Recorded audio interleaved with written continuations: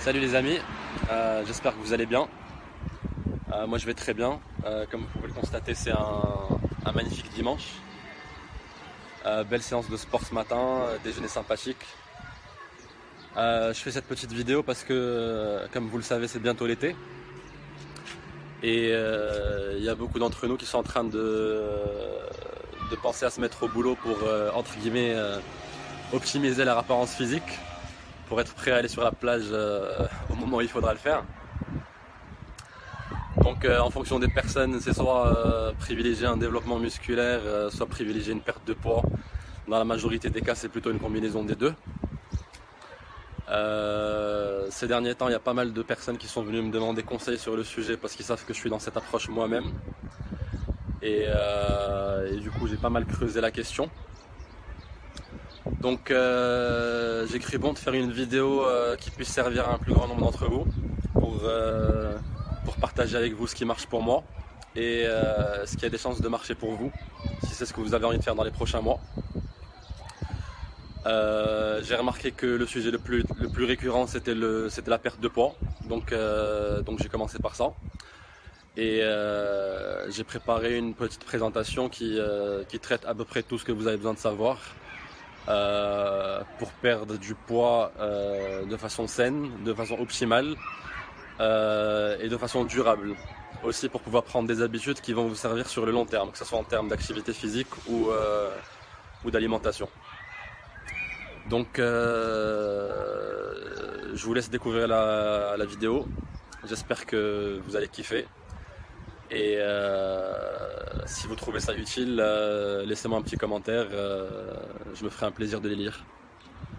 Voilà, je vous souhaite une bonne fin de week-end et à bientôt. Bye. Bonjour les amis. Aujourd'hui, je vous propose de nous pencher sur la question suivante. Comment perdre du poids efficacement, sainement et durablement? Tout d'abord, que veut vraiment dire perdre du poids? Perdre du poids signifie plus rigoureusement perdre de la masse corporelle. Mais qu'est-ce que la masse corporelle? Notre masse corporelle est en réalité la somme de deux masses, la masse maigre et la masse grasse. La masse maigre est composée du tissu musculaire, de l'eau et des os. La masse grasse est composée de ce qu'on appelle le tissu adipeux. Théoriquement, il peut donc y avoir trois façons différentes de perdre du poids. Perdre de la masse maigre, perdre de la masse grasse ou perdre les deux en même temps. La perte des deux masses en même temps est le scénario le plus courant. Votre corps aura naturellement tendance à aller chercher dans ces deux types de ressources. La perte de masse maigre uniquement est un scénario qui est improbable dans la pratique. Il n'est pas possible de perdre uniquement du tissu musculaire et de ne pas perdre de tissu adipeux dans le processus. Enfin, la perte de masse grasse uniquement est le scénario optimal. C'est ce que tout le monde recherche. Ce n'est pas facile, mais c'est faisable dans la pratique si l'on sait ce qu'on fait. Quand les gens parlent de perte de poids, leur objectif ultime est en réalité la perte de masse grasse. La masse grasse peut aller de 2%, pour les bodybuilders de niveau olympique par exemple, à 35% de la masse corporelle, ou même plus en cas d'obésité. Une personne peut être considérée en surpoids à partir de 25% de masse grasse. Le physique idéal que vous imaginez pour vous se situe généralement dans la tranche de 8 à 14% en fonction du niveau de vos attentes. Bien sûr, ce physique idéal implique également une masse maigre, et en particulier musculaire, développée ou au moins préservée.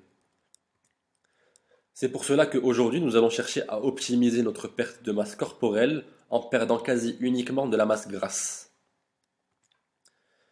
Dans certaines configurations, sachez qu'il est même possible de perdre de la masse grasse tout en développant de la masse musculaire. C'est ce qu'on appelle une recomposition corporelle, c'est ce que je fais moi en ce moment, et elle peut permettre de maintenir une masse corporelle constante tout en perdant de la masse grasse.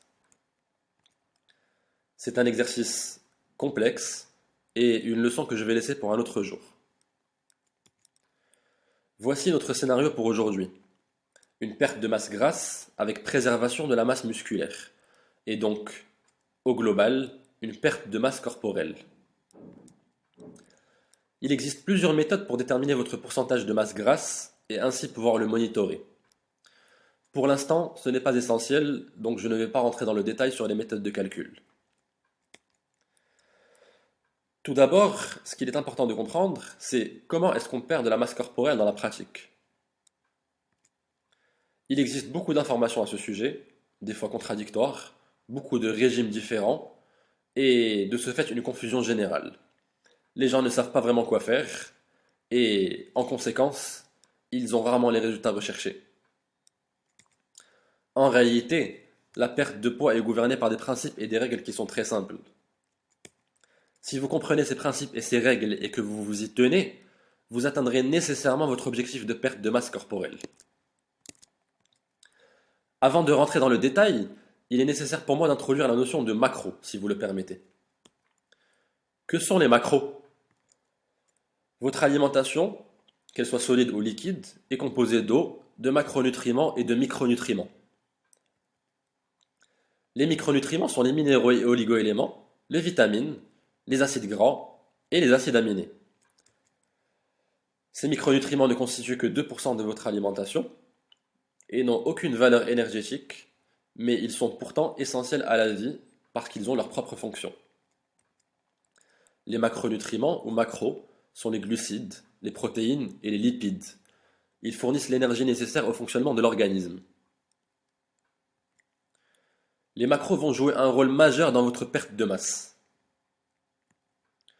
Alimentation équilibrée, qui est un terme que tout le monde utilise à un moment ou à un autre, veut en réalité dire une alimentation avec une bonne proportion de macros. Lorsque viendra le moment, j'expliquerai ce que signifie bonne proportion de macros. Mais d'abord, concentrons-nous sur le mécanisme de la perte de masse. Une perte de masse corporelle se traduit au niveau microscopique par la transformation des tissus musculaires et adipeux en énergie.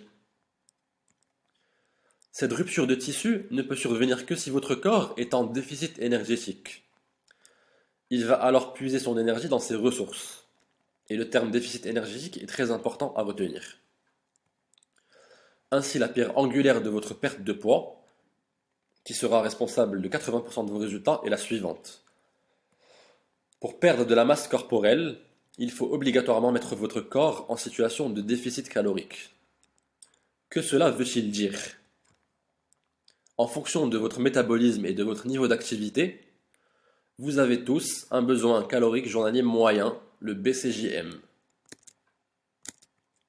Le besoin calorique journalier moyen est donné par le taux métabolique basal, le TMB, que l'on multiplie par un coefficient d'activité. La première chose à faire consiste à déterminer ce BCJM. Pour cela, il faut donc d'abord calculer votre taux métabolique basal, qui est en fait un nombre de calories, et voici exactement comment faire. Le TMB est égal à 10 fois votre masse corporelle en kilogrammes, plus 6,25 fois votre taille en centimètres, moins 5 fois votre âge, plus 5. Pour déterminer votre BCJM, multipliez le TMB par le coefficient suivant. Là, je vous recommande de pauser cette vidéo, de lire attentivement la slide en face de vous et de sélectionner le coefficient qui vous correspond le mieux. Pour vous donner mon exemple, je pèse 81 kg, je fais 1m90, j'ai 28 ans et j'ai un coefficient d'activité de 1,5. J'ai donc un TMB de 1863 calories et un BCJM de 2794 calories, qui est égal à 1863 multiplié par 1,5, mon coefficient d'activité. Faites pause sur cette vidéo et allez chercher votre calculette. C'est très important pour la suite. Maintenant, pour savoir combien de calories par jour vous devez consommer pour perdre de la masse corporelle de façon optimale, c'est très simple. Prenez votre BCJM et enlevez 20 à 25%. Ni plus, ni moins. Vous obtenez votre besoin calorique journalier pour la perte de poids, que l'on va appeler le BCJ. Exemple, mon BCJ est égal à 80% de 2794 calories, soit 2235 calories. Mon déficit calorique journalier, lui, est 20% de 2794 calories, soit 559 calories. Vous n'oublierez pas d'ajuster votre BCJ au fur et à mesure de l'évolution de votre masse corporelle. Un recalcul est nécessaire à chaque kilogramme de perdu et c'est largement suffisant. Ne modifiez pas votre BCJ à chaque fois que vous perdez 200 grammes. Il ne sert à rien de rentrer à ce niveau de détail. Ne dépassez pas 25% de déficit calorique. Et je vais insister sur ce point parce que c'est important et je vais vous expliquer pourquoi. Si par manque de patience, vous aventurez à dépasser les 25% parce que vous avez envie de perdre du poids trop rapidement, vous risquez premièrement de manquer d'énergie, deuxièmement d'augmenter l'efficience de votre métabolisme, oui j'ai bien dit augmenter l'efficience de votre métabolisme, et 3, de vous décourager trop rapidement à cause de la privation trop importante. Que veut dire augmenter l'efficience de votre métabolisme? Pensez à votre corps comme à une voiture. Une voiture plus efficiente énergétiquement est une voiture capable de parcourir une plus grande distance avec autant ou moins de carburant. Il en va de même pour votre corps. Un métabolisme plus efficient est un métabolisme qui peut permettre à votre corps de fonctionner de la même manière, avec moins de calories. C'est un mécanisme de survie basique qui est enclenché par votre organisme en situation de manque. Si votre métabolisme devient trop efficient, parce que vous imposez à votre corps un déficit calorique trop important, il aura moins tendance à aller puiser de l'énergie dans votre masse corporelle. Et ce n'est pas ce que vous voulez. Vous recherchez l'effet inverse. Un déficit calorique de 20 à 25% vous permettra de maximiser la perte de masse corporelle tout en gardant votre énergie à un niveau suffisant pour que votre métabolisme ne perde pas ses repères. Encore mieux, vous pouvez ramener ce déficit calorique à seulement 10% les jours où vous pratiquez une activité physique intense. Cela restaurera vos niveaux d'énergie et donnera un élan de rapidité à votre métabolisme, facilitant ainsi la perte de masse. Ne faites pas ça plus de 2 fois par semaine, restez au déficit calorique de 25% la plupart du temps. Manger plus pour perdre du poids, c'est difficile à croire, mais dans ce contexte très particulier de déficit calorique, ça marche. Mais lorsque vous passez d'un déficit de 25% à un déficit de 10%. Pas lorsque vous dépassez votre besoin calorique journalier, qui là résultera dans une augmentation de votre masse corporelle. Tant que vous maintenez un déficit calorique, vous perdrez de la masse corporelle, c'est scientifiquement garanti. Alors, on parle depuis tout à l'heure de déficit calorique, mais comment est-ce qu'on induit un déficit calorique dans la pratique? Il existe 2 façons d'induire un déficit calorique. La première, c'est de manger moins. La deuxième, c'est de faire de l'exercice. Même si vous pouvez perdre du poids sans faire d'exercice, vous aurez un meilleur résultat avec une combinaison des deux. Pour le volet exercice, il n'y a pas vraiment de mystère. Vous n'êtes pas obligé de faire des séances de cardio de 45 minutes, mais si vous n'êtes pas prêt à faire ça, il faut miser sur des séances d'intensité par intervalle. Qu'est-ce que l'intensité par intervalle? Je vais vous donner un exemple très simple. En ce qui concerne la course, l'intensité par intervalle consiste à faire un sprint, puis une pause pour récupérer sa respiration, puis un autre sprint, puis une pause, puis un sprint, puis une pause, etc. pendant une quinzaine de minutes.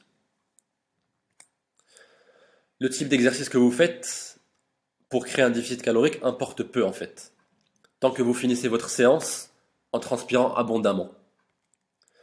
Visez une consommation minimale de 400 calories par séance et idéalement un minimum de 3 séances par semaine.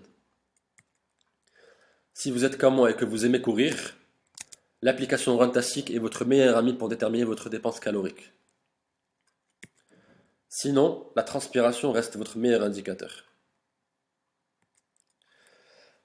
Évitez bien entendu les séances de step de 10 minutes où vous ressortez de la salle dans le même état où vous êtes rentré. C'est vraiment 10 minutes que vous auriez mieux fait de passer devant la télé. Autant que possible, pratiquez vos séances d'exercice physique en n'ayant consommé que de l'eau au préalable. Pourquoi? Votre corps sera ainsi obligé d'aller puiser de l'énergie directement dans ses réserves adipeuses. Une petite précision, le sport à jeun ne s'applique pas aux séances de musculation, seulement de cardio. Je vous expliquerai pourquoi un autre jour. Sinon, le premier volet du déficit calorique consiste à manger moins. Mais manger moins, d'accord, mais comment suit-on ce genre de choses? Comment sait-on que l'on va bien en direction de l'objectif? Manger moins, c'est 95% de vos résultats, il faut le savoir. Vous pouvez faire autant de cardio que vous voulez, si la nutrition ne suit pas, vous êtes en train de perdre votre temps. Maintenant, souvenez-vous, votre BCJ pour la perte de masse corporelle est donné par 75 à 80% de votre BCJM. Je suis désolé de vous l'annoncer, mais si vous voulez être sûr de perdre du poids, il va falloir prendre l'habitude de compter vos calories et faire un suivi quotidien de votre BCJ. C'est embêtant la première semaine, je peux vous l'accorder, mais on s'habitue très vite. En plus, il existe plusieurs moyens de vous faciliter la tâche, comme des applications qui vous permettent de faire un suivi calorique du genre MyFitnessPal. Sinon, vous pouvez tout simplement faire comme moi et créer votre propre fichier Excel que vous alimenterez progressivement avec les aliments que vous consommez le plus. Pour compter vos calories et les intégrer dans votre fichier Excel ou votre appli, il faut bien entendu commencer par les peser. Une simple balance de cuisine fera très bien l'affaire pour ça. Donc l'histoire du déficit calorique obligatoire est claire, mais sinon, est-ce qu'on peut manger n'importe quoi? Théoriquement, vous pouvez, mais je ne vous le conseille pas. Encore moins dans notre scénario où nous cherchons non seulement à perdre de la masse grasse, mais aussi à conserver notre masse musculaire. Souvenez-vous, optimisation corporelle. Vous voulez éviter au maximum de tout perdre en même temps et de finir par ressembler à une crevette. Et si vous vous contentez d'imposer un déficit calorique en mangeant n'importe quoi, c'est exactement ce qui va se passer.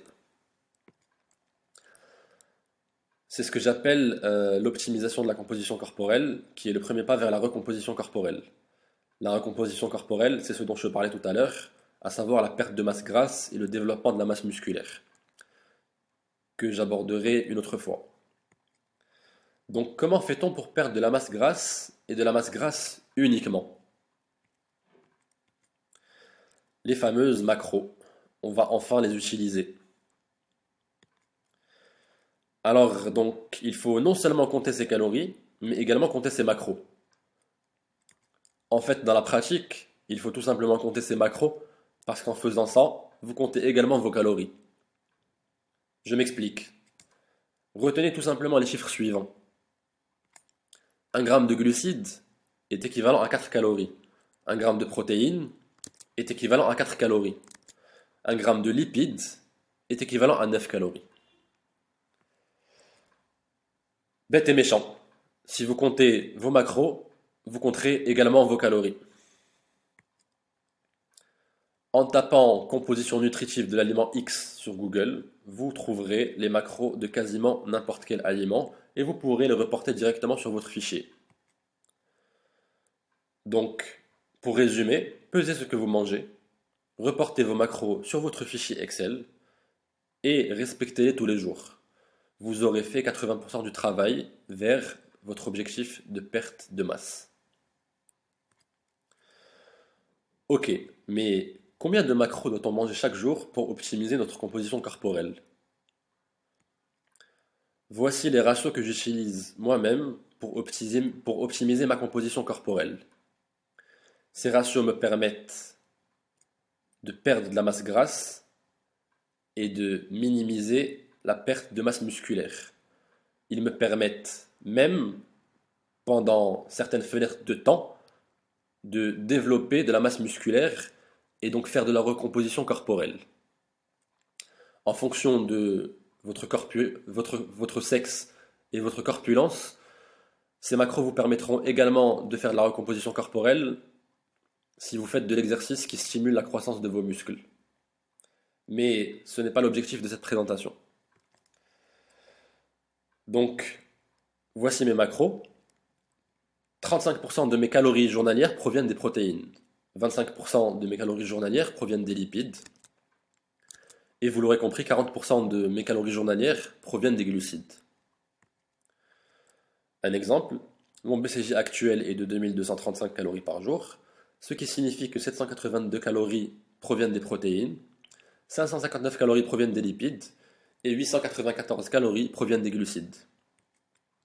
Cela correspond à 782 divisé par 4, soit 196 grammes de protéines, 559 divisé par 9, soit 62 grammes de lipides, et 894 divisé par 4, soit 224 grammes de glucides.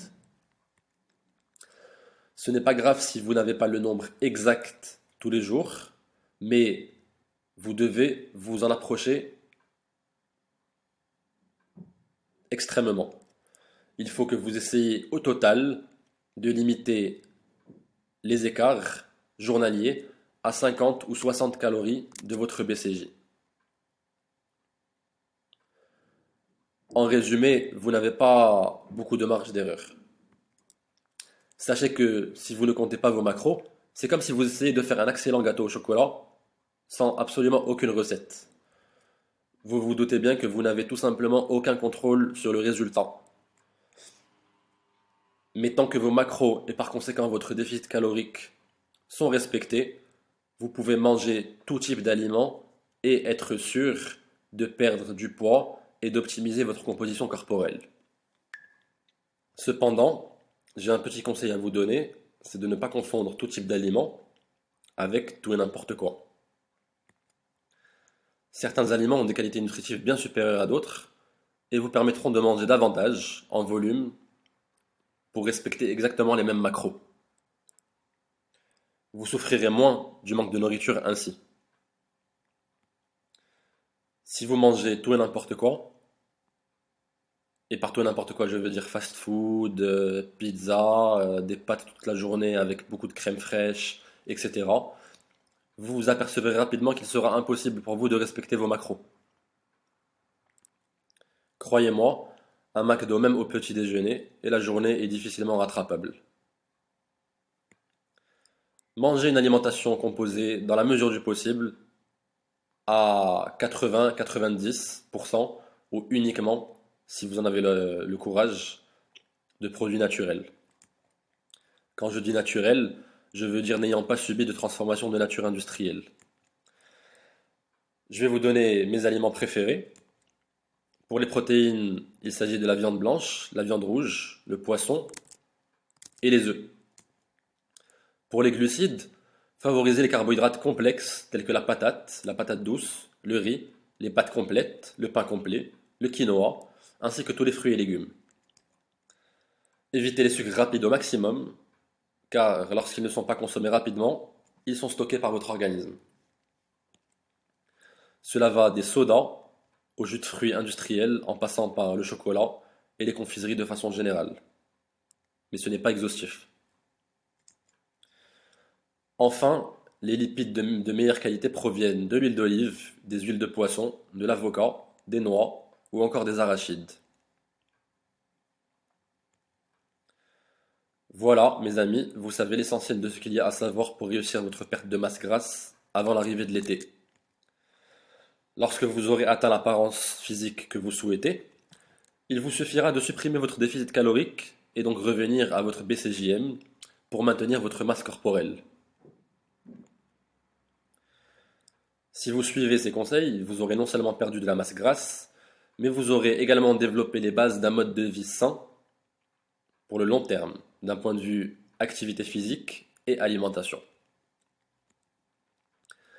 Par expérience, après quelques semaines, vos niveaux d'énergie auront déjà changé radicalement et votre vie en sera plus facile et plus agréable. Pour vous faire une idée du temps que ça prendra, en fonction de ce que vous avez à perdre, Sachez juste qu'un kilogramme de masse grasse correspond à un déficit calorique d'environ 8000 calories. Cela signifie qu'il faut en moyenne un peu plus de 2 semaines pour perdre un kilogramme de masse grasse avec un déficit calorique journalier moyen de 500 calories. J'aimerais vous donner quelques conseils avant de vous laisser vous mettre au travail. Buvez beaucoup d'eau. Quand je dis beaucoup, c'est au moins 2,5 litres par jour. C'est essentiel car votre corps est composé à plus de 60% d'eau et il en a besoin pour optimiser sa composition. Accordez-vous un seul repas de triche par semaine, où vous pouvez manger absolument tout ce que vous voulez. Mais ne vous accordez pas une journée de triche entière, juste un repas. Si vous vous laissez emporter, parce que vous pensez que vous le méritez, il sera très facile pour vous de ruiner tous vos efforts de la semaine. Donc apprenez à contrôler votre appétit, et normalement un déficit calorique de 25% doit vous permettre de bien gérer ça sans souffrir de privation. Respectez vos macros, même les jours où vous faites une activité physique intense. Souvenez-vous, votre BCJ et vos macros ont été déterminés en prenant en compte votre coefficient d'activité. Donc le fait que vous ayez fait une activité physique intense aujourd'hui ne vous autorise pas à manger une pizza à la fin de votre footing. Attendez votre repas de triche de la semaine que vous avez programmé et que vous attendez avec impatience. Un programme de renforcement musculaire conçu pour stimuler la croissance musculaire est vivement conseillé en parallèle de cette approche. Il vous permettra de booster votre masse musculaire, vous aider à la préserver et dans certains cas, en fonction de votre sexe et de votre morphologie, il vous permettra même de la développer. C'est la recomposition corporelle dont je parlais tout à l'heure. Ne vous découragez pas si vous ne voyez pas de résultats rapidement. Ces choses-là prennent du temps. Et si vous suivez ces conseils, je peux vous garantir que ça marchera. Apprenez juste à être patient. Laissez tomber la mentalité du régime ponctuel. Partez sur le principe que vous apprenez à mener un mode de vie plus sain sur le long terme. Entraînez votre cerveau à rejeter le sucre et à apprécier les aliments de mère nature vous aidera beaucoup dans votre démarche. Ne vous pesez pas plus d'une fois par semaine. Cela peut vous décourager si vous ne voyez pas d'avancée suffisante, ce qui sera le cas si vous vous pesez tous les 2 jours, parce que vous avez envie de voir du progrès. Monitorez votre poids, mais monitorez surtout l'évolution de votre tour de taille. Elle permet de caractériser l'évolution de la masse grasse de façon beaucoup plus rigoureuse. Visualisez-vous comme ayant déjà accompli votre objectif. Cela améliorera l'image que vous avez de vous-même et ajustera naturellement votre comportement pour que vos actions aillent dans le bon sens, à savoir celui du résultat que vous recherchez. Si vous continuez à vous visualiser comme vous êtes actuellement dans le miroir, les actions que vous entreprenez auront beaucoup de mal à s'imposer. Donc imaginez-vous sur la plage en été avec votre physique idéal et vous aurez beaucoup plus de facilité à l'atteindre en suivant les conseils que je vous ai exposés aujourd'hui. Enfin, et c'est très important, n'écoutez pas la voix à l'intérieur de votre tête qui chaque jour essaye de vous donner une raison valable pour arrêter de faire ce que vous faites. Cette voix ne veut pas votre bien, donc ignorez-la. Si ça peut vous aider à le faire, imaginez que c'est le diable qui est en train de vous parler. Voilà mes amis, j'espère que vous avez apprécié cette présentation et qu'elle vous sera utile si vous êtes parmi ceux ou celles qui cherchent à optimiser leur physique pour cet été. Et pour après bien évidemment, puisque la démarche repose sur une approche long-termiste. En tout cas, j'ai pris beaucoup de plaisir à faire cette vidéo. Si vous l'avez aimée, ça me ferait plaisir que vous me laissiez un like ou un commentaire et que vous la partagiez avec des amis que vous pensez que ça pourrait aider. Bien sûr, si vous avez des questions supplémentaires, que vous voulez des précisions sur quelque chose, ou que vous aimeriez voir une autre vidéo sur un sujet fitness en particulier, N'hésitez pas à me laisser un commentaire également, ou même à m'envoyer un message en privé. Voilà, je vous souhaite bon courage dans votre démarche et soyez forts et visualisez le résultat et vous atteindrez votre objectif aisément. À bientôt les amis, c'était Walid pour vous ici.